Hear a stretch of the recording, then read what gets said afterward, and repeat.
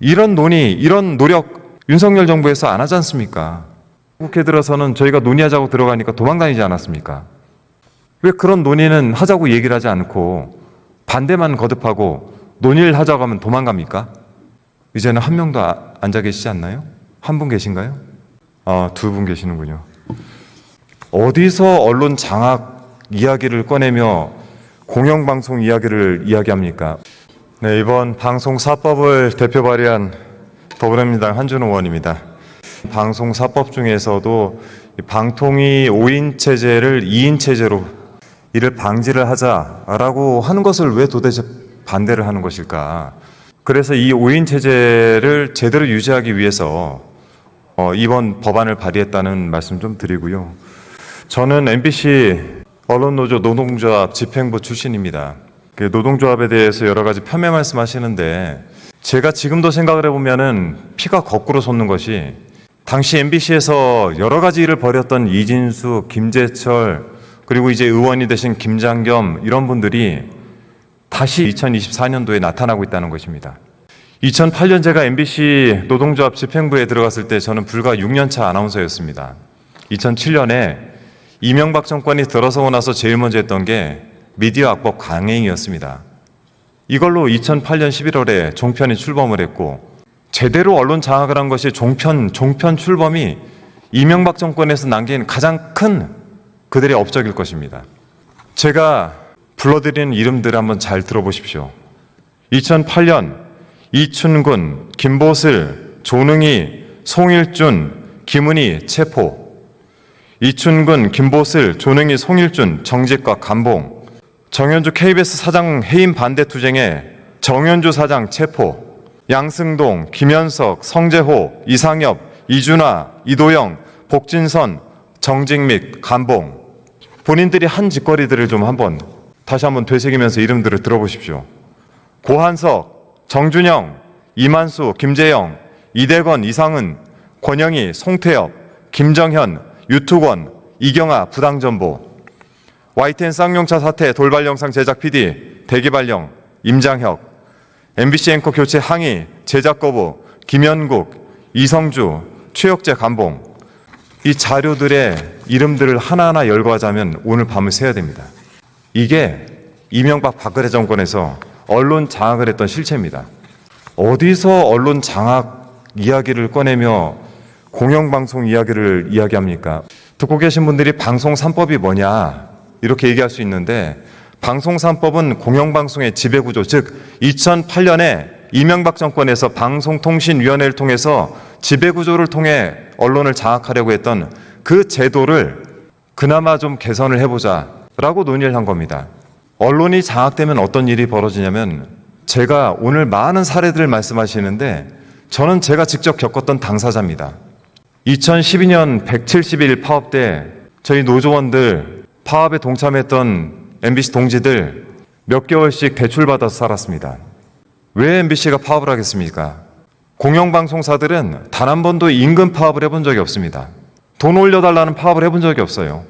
공영방송을 해달라는 게 딱 하나의 파업의 이유입니다. 92년 파업이 그랬고 2008년 파업이 그랬고 2012년 파업이 그랬습니다. 제가 하도 역사를 잘 모르시는 것 같아서 몇 가지 좀 읽어드리고자 오늘 좀 자료를 가지고 왔습니다. 2007년에 이명박 정권이 들어서고 미디어법 강행을 통해서 종편을 출범시키고 언론 환경들을 본인들의 입맛에 맞게 바꿔놓기 위해서 여러 가지 작업들이 벌어질 때 저희가 이걸 통칭해서 미디어 악법 이렇게 부르는데 그 파업 때문에 국회 앞에서 저희가 마이크 들고 싸웠습니다. 2008년에 6년 차인 아나운서인 제게 이 부담을 좀 지우겠다라는 선배들의 말이 있어서 고민을 했습니다. 누군가 해야 되는데 그렇게 시작한 2008년도 파업이 1차적으로 2010년경 마무리가 됐는데 그 뒤로 단 하루도 아나운서국으로 돌아가지 못했습니다. 광고 영업, 국회 대관, 사업부 제 동료들이 다 그렇게 지냈습니다. 그 중에 한 사람, 고향 선배이기도 한 이용마 선배는 그 중에 암이 걸렸습니다. 해고 직후에 암이 걸리고 복막염과 싸우다가 결국엔 2018년 MBC 정상화 선언이 되던 시기에 비쩍 마른 몸과 휠체어를 탄 모습으로 나타나서 겨우 사원증 목에 걸고 회사 입구 한번 들어가 보고 세상을 떠났습니다. 제가 이용마 선배 떠나기 이틀 전에 병원에 들어갔었는데요. 어머니가 옆에 있었어요. 5인실인지 6인실인지 기억은 잘 안 나지만 꽤 많은 환자분들이 누워있는 병실 창가 끝에 혼자 누워 있었습니다. 발은 퉁퉁 부어 있었고 복수가 차서 배는 임산부처럼 불룩해 있었습니다. 어머니가 저를 붙잡고 얘기를 해요. 용마 얘가 공부를 좀 못했으면 서울대를 안 갔을 텐데, 용마 얘가 언론에 관심이 없었으면 MBC를 안 들어갔을 텐데, 노조를 할 때 내가 좀 발벗고 나서 좀 말렸어야 될 텐데 결국 그러지 못해서 쌍둥이 남겨놓고 이렇게 내일 모레 세상을 떠날 거를. 저는 그때 선배 모습을 보면서 그런 생각을 했습니다. 이게 내가 될 수 있고 내 동료가 될 수 있구나. 해고된 사람들의 삶이 얼마나 척박하고 힘들고, 다시는 그래도 후배들에게는 이런 자리 물려주지 말아야지라는 생각으로 그래도 바깥에서 열심히 싸웠습니다. 저희가 그것을 토대로 언론장악백서라는 걸 만들었습니다. 이 언론장악백서에 써 있는 내용들을 오늘 여기 계신 분들께 좀 말씀드리고, 과연 본인들이 국민의힘의 전신이 무슨 짓을 저질렀는지, 그리고 앞으로 어떤 일을 저지를 것인지 좀 생각을 하고 들어주셨으면 좋겠습니다. 방송통신위원회 2인 체제, 왜 이게 문제냐면요, YTN 매각 당시에 이 2인 체제에서 어떤 결정을 했는지 자료를 한번 찾아보십시오. 김홍일 위원장이 진행을 합니다. 이상익이 있고 실무자 과장이 나와요. 셋이 앉아 있습니다. 과장이 매각은 이래저래 돼야 됩니다라고 수페이지에 걸쳐서 읽습니다. 부위원장이 이렇게 얘기를 해요. 똑같은 내용을 똑같이 읽고 김홍일 위원장이 이의 없으십니까? 이의 없음으로 통과되는 거죠. 이게 현재 2인 체제의 문제점입니다. 이 체제를 유지하려고 하는 것이 이진숙 체제입니다. MBC 박문진 이사 교체를 해야 되죠. 8월 12일이면 교체식이니까. 본인은 정작 재척의 사유가 있는데도 불구하고 재척 사유 의결을 하지 않은 채 의결을 할 겁니다. 그래서 저희가 탄핵 사유에 해당된다 이렇게 얘기를 하는 겁니다. 이 방송통신위원회를 통한 박문진 교체, 박문진 교체를 통한 사장 교체, 이게 2010년에 한번 시도됐던 일이고 실제 그렇게 사장이 해고됐습니다. 물론 정확하게는 엄경 사장이 못하겠다고 뛰어나갔죠. 공영방송 사장 구조로 MBC 사장을 뽑아도 MBC는 주식회사 형태를 띠고 있기 때문에 주총에서 의결을 하면 사장이 해고가 됩니다. 그래서 방송 3법 내에 공영방송 사장 구조로 뽑은 사장에 대해서 함부로 해고할 수 없도록 임기를 보장하도록 법을 제가 개정을 한 겁니다. 겪어봤기 때문에. 똑같이 할 거 아닙니까? 솔직히 방송통신위원회 왜 유지합니까? 2008년 그걸 왜 만들었습니까? 방송 장악 용도로 만든 거 아닙니까? 언론장악백서 첫 번째 내용에 정치 권력의 공영미디어 장악이라는 제목으로 시작이 됩니다. 2010년에 국정원에서 MBC를 장악하기 위한 보고서가 하나 만들어집니다. 이 보고서의 제목이 웃겨요. 2010 MBC 정상화 전략 보고서입니다. 정상화 전략 보고서는 크게 두 가지로 되어 있습니다. 말 잘 듣는 임원들을 교체하고 정부의 부정적인 기사를 쓰거나 취재를 한 PD와 기자들을 다른 부서로 이동시키는 것이 주요 내용이고, 이를 시행한 게 이진숙입니다. 이진숙은 이 내용에도 잘 나오겠지만 트로이카시라고 하는 MBC 사찰 프로그램들을 직원들 PC에 심는 것을 방조했고, 세월호 전원구조 오보를 냈던 언론 보도본부장이기도 했습니다. 그 당시 보험금을 노렸다는 식의 기사가 나갈 때 그 관련된 보도를 냈던 보도본부장이기도 했습니다. 최필립이라고 하는 정수장학회, 즉 MBC의 지분의 30%를 가지고 있는 박정희, 유경수 이름을 딴 정수장학회, 이곳의 최필립 이사장과 이진숙 두 사람이 만나서 한 대화가 최필립의 꺼지지 않은 전화 통화를 통해서 흘러나갔어요. MBC를 민영화시키겠다라는 것이 주 내용입니다. 즉 이진숙은 MBC 민영화를 모의했던 사람입니다. 방송통신위원회 가장 정점에 있는 이 공영방송 지배구조의 가장 정점에 있는 방송통신위원회에서 이진숙을 보내서 2인 체제로 하고자 하는 것이 무엇입니까? 방송문화진흥회 권이사장을 자르려고 했던 이유가 뭡니까? 2인 체제는 어떻게 만들어졌냐? 임기가 남아있는 한상혁을 잘라내지 않았습니까?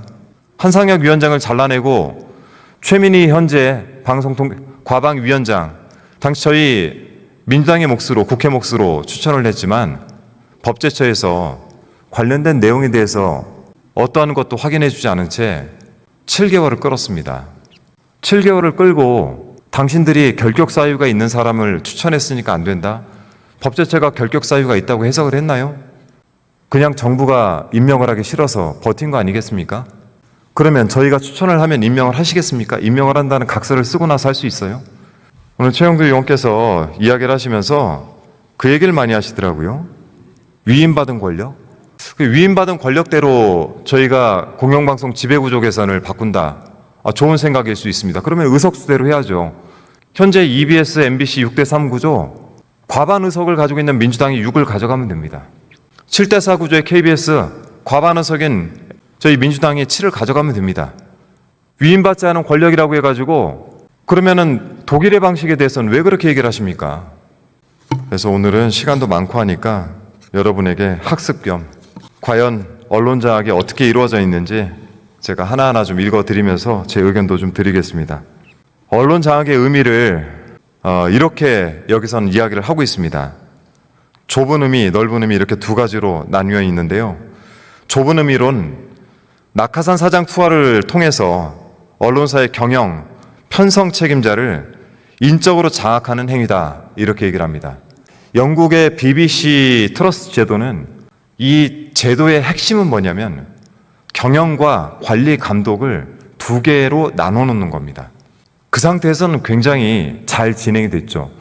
이 공영방송 지배구조 개선과 관련된 문제는 우리나라뿐만 아니라 전 세계적으로 항상 고민이 많은 사안입니다. 그래서 영국의 트러스트 제도는 성공하는 듯했지만 결국 보수정당이 들어오면서 지금 현재는 우리의 방송통신위원회 같은 데로 이 권한들을 다 합해놨습니다. 자, 이 장에서 다루고 있는 공영미디어 장악이 바로 본질이 이 경영 편성 책임자를 인적으로 장악하는 행위를 좁게 이야기하고 있습니다.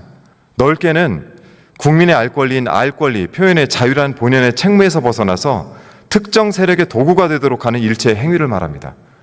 이게 이명박 박근혜 정권에서 주도하고 실제 이루어냈던 언론 장악입니다.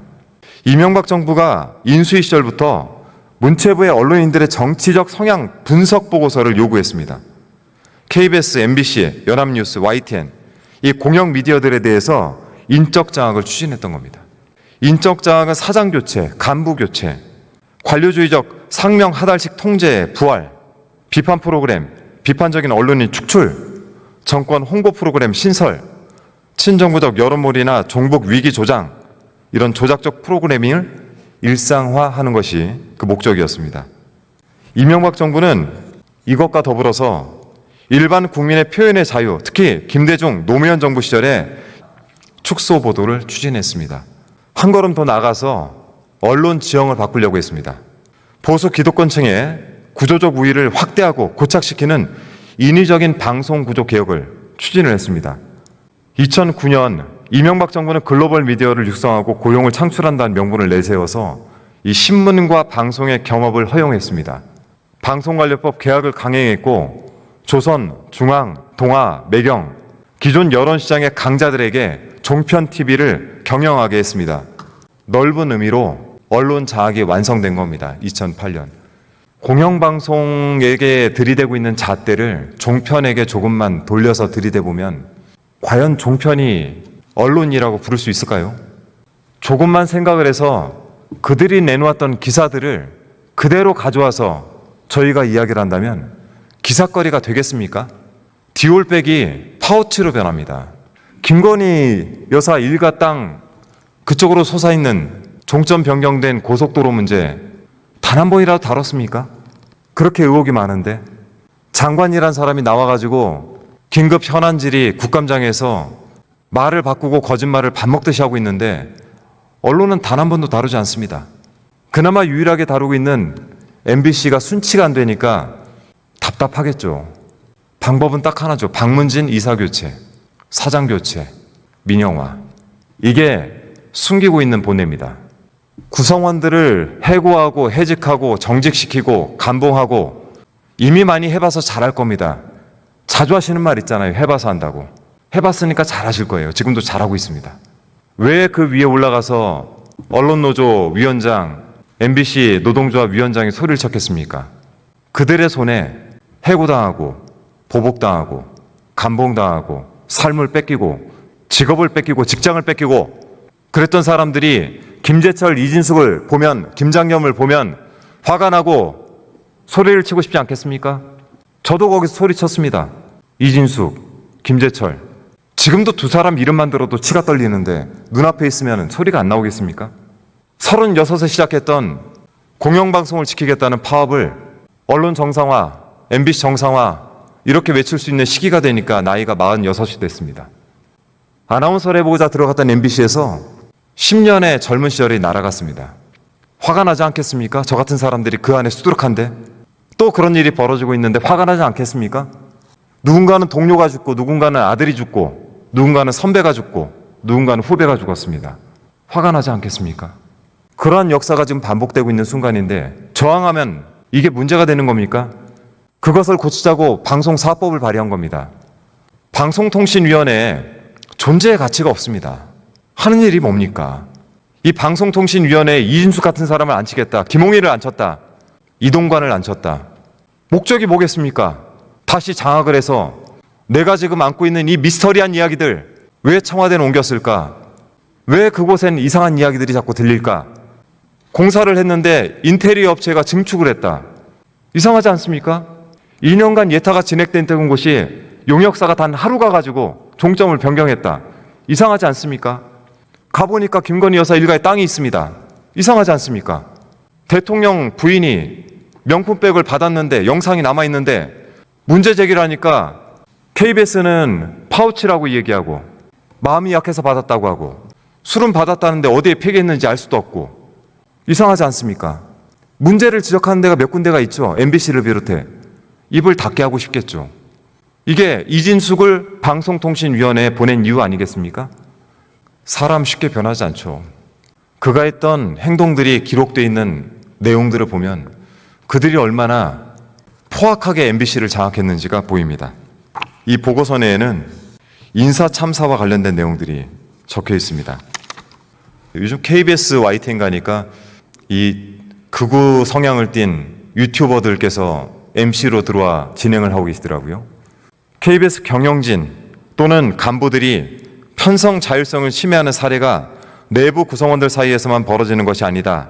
앞서 저도 말씀을 드렸지만 방송 3법이 가지고 있는 공영방송의 지배구조 개선은 정확하게는 다양성을 확보해서 정치 후견주의를 없앤다. 즉 정치인들이 100% 추천을 해서 이사를 구성하라는 것을 없애고 사장을 추천하는 방식에 있어서 국민들에게 돌려드린다라고 하는 이 다원주의 거버넌스 구조 독일의 제도를 저희가 준용을 한 것입니다. 독일 공영방송 다원주의 거버넌스는 이렇게 해서 만들어진 겁니다. 독일은 공영방송사 내부의 방송위원회 자체를 직접 설치를 합니다. 그렇다 보니까 이 정치권의 직접적인 개입을 벗어나게 되고 또 독립적 감독기구로서 정체성을 형성할 수 있는 것입니다. 근데 이거를 우리 국내에 직접적으로 적용하기는 어려워요. 좀 계속해서 문제 제기를 하고 계시는 부분들에 대해서 말씀을 드리면 첫 번째 사장추천위원회 구성입니다. 공모를 통해서 지역별, 성별, 나이별을 감안해 100명의 사장추천위원회를 구성을 합니다. 여기서 복수의 사장을 추천하게 되면 21명의 확장된 이사회에서 추천된 인원에 대해서만 심사를 해서 사장을 뽑게 되는 구조를 만드는 겁니다. 그렇다 보니 이사 중에 단 5명만이 국회 측에서 추천한 인사들로 구성이 되어 있는데 문제를 제기하시는 방송에서 일하는 인력들, 기자협회, 기술인협회, 방송협회 이분들이 100% 노조라고 장담할 수 있으십니까? 민주노총과 관련이 있습니까? 일반 현업에 있는 분들이 기자협회를 구성하는 것이고 일반 현업에 있는 방송인들이 방송협회를 구성하는 것이고 일반 현업에 있는 기술인들이 기술협회를 구성하는 것입니다. 이런 걸 가지고 마치 노조가 이사를 장악한다라는 프레임을 씌워가지고 공격을 하시는데 여기에 대한 잘못은 좀 적어도 기록으로 좀 남겨놔야 될 것 같습니다. 또 학계 인사들도 마찬가지입니다. 방송통신위원회에 선정된 미디어 학회입니다. 여기가 정치 편향적입니까? 방송 인력들이 공중파에 있는 방송 인력들이 정치 편향적이다 라는 주장을 하기 전에는 지금 국민의힘에서 하고 있는 주장 자체가 터무니가 없는 것입니다. 제가 말씀드렸듯이 지난 21대 국회에서 이 방송법과 관련된 논의가 없었다라고 자꾸 말씀하시고 의지가 없었다, 너희가 법안을 내지 않았다, 전부 거짓말입니다. 법안은 21대 제출이 됐고요. 논의를 거부하는 것은 국민의힘 측이었습니다. 계속해서 소위 열지 않고 전화 받지 않고 도망다녔던 거 아닙니까? 이 공영방송위원회 설치가 정치권의 직접적인 개입에서 벗어나 독립적 감독기구로서 정체성을 세우는 시작이었으며 국가의 개입은 직접적인 형태에서 다소 완화된 형태로 전환이 되었다. 또 이러한 변화는 시민사회를 중심으로 정치적 독립성, 공정성, 전문성의 규범적 차원의 개선에 대한 논의가 활발해지는 계기가 되었다. 그렇게 싫어하시는 시민사회가 독일에서도 중심을 이뤄서 정치적 독립성과 공정성과 전문성의 규범적 차원에서 개선 논의가 이루어졌다라고 제데프 방식의 다원주의를 설명하고 있습니다. 그래서 저는 이 현란한 말로 국민들의 눈과 귀를 자꾸 흐리시는 발언들을 하시는데, 방송위원회 구성을 한번 봅시다. 방송위원회 경영위원회 독일은 이렇게 이루어져 있는데요. 방송사장 선출권 그리고 프로그램 불만 처리 업무, 이것을 방송위원회가 담당을 합니다.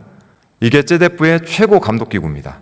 여기에는 노조연맹, 공공서비스 노조 각 1인, 독일 공무원연맹 1인, 연방신문 발행인협회 2인, 독일 기자협회 1인, 공공서비스 노조 산하 언론노조분과 1인, 환경보호단체, 자연보호연맹 각 1인, 그 밖에 16인도 교육, 학술, 예술, 문화, 영화, 산업, 프리랜서, 하다못해 어린이 보호, 청소년 분야까지 방송위원으로 임명이 됩니다. 경영위원회는 방송사장의 업무 수행과 예산 집행을 감독하는 임무를 담당한다, 이렇게 되어 있어요. 여기에 대표 5인, 연방정부 대표 1인, 방송위원회 선출 위원 8인, 이렇게 14인으로 구성을 합니다. 이거를 그대로 갖다 쓸 수 없기 때문에 우리는 이사진 구성을 21명, 사장 추천위원회를 100명, 이렇게 확대를 해놓은 겁니다. 그렇게 얘기하는 다른 방송 관련된 단체들이 있으면 수를 더 확대를 하면 되죠. 왜 그런 논의는 하자고 얘기를 하지 않고 반대만 거듭하고 논의를 하자고 하면 도망갑니까? 이제는 한 명도 앉아 계시지 않나요? 한 분 계신가요? 두 분 계시는군요. 국민에게 위임된 권력으로 분배를 하자. 동의합니다. 저는 개인적으로 좋습니다. 국회도 그렇게 구성을 했으면 좋겠어요. 그러면 위임받은 대로 의석수대로 분할을 하면 됩니다. 이 논의도 있었어요. 근데 이 논의 자체에 적극적으로 들어서지 않고 의석수대로 하자고 하면 도망갈 거 아닙니까 또. 이 공영방송 지배구조 개선은 지금 놓으면 방법이 없습니다. 사실 우리나라 같은 경우에는 방송법이 이미 36년을 넘었어요. 아직도 한자로 되어 있습니다. 이 통합방송법, 공영방송 지배구조 개선법, 이런 것들이 공영방송의 공정성을 담보할 수 있는 제도들인데 일체 지금 개선하지 않고 있습니다. 방송법 전면 개정도 저희가 21대 국회에서 논의하자고 그렇게 얘기했는데 도망다니셨잖아요.